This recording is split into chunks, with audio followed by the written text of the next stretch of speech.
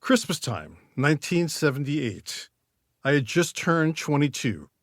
I had abruptly left Hollywood for no reason, on the brink of a breakthrough. As what? Something in show business? A writer?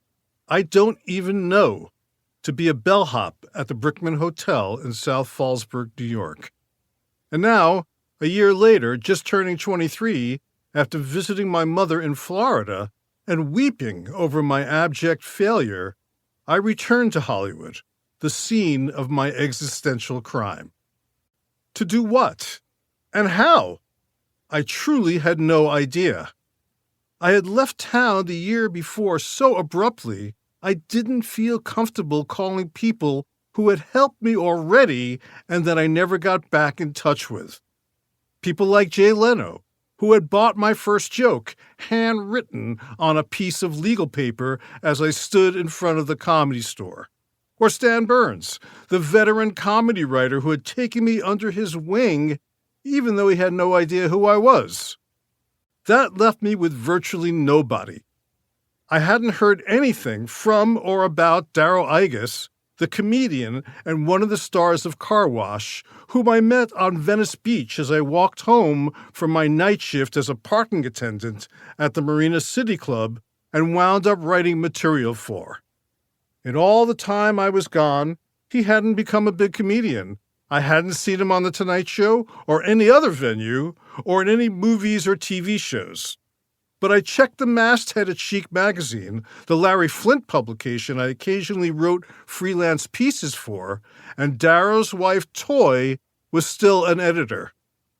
My thought was I'd call her and try to pitch some freelance humor assignments for the magazine.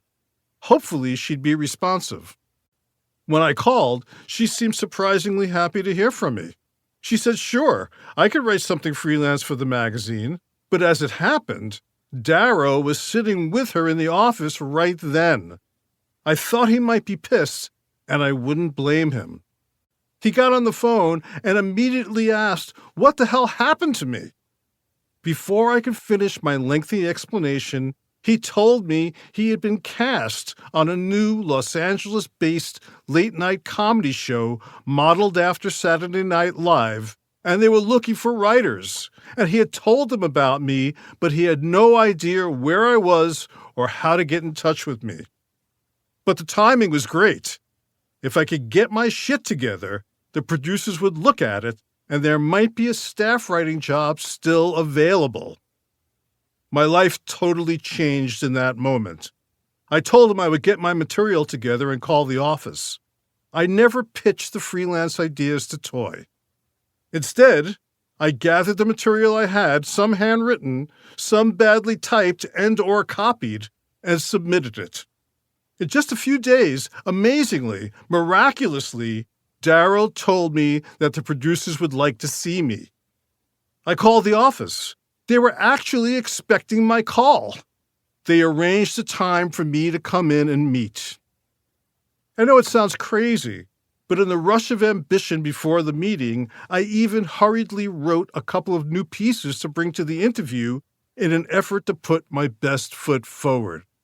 I put on a nice shirt, grabbed my unruly sheath of material, including the new pieces, and hitchhiked from Hollywood to the ABC Television Center in Los Feliz for the interview. I remember the guy who picked me up asked what I did for a living, and I told him, I'll know in an hour.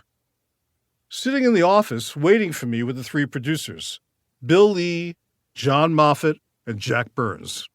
When I was a kid back in Trump Village, Brooklyn, and show business was a vague dream, I would memorize the credits to all the TV shows and movies I watched and knew both Moffat and Lee as a successful producer-director team from numerous variety specials. Beyond that, and not that he remembered it, but as a kid, I'd met John Moffat when my father would take me to the Ed Sullivan rehearsals to see his buddy Tony Jordan, the production manager. Jack Burns was a comedy icon. He had been George Carlin's original partner in a short-lived team that had been discovered by Lenny Bruce. He went on to replace Don Knotts as Andy's deputy on The Andy Griffith Show. After that, He and Avery Schreiber were very... To keep listening to this audiobook for free, click the link in the description. It will take you to a free Audible trial where you can listen to this and many other books for free for 30 days.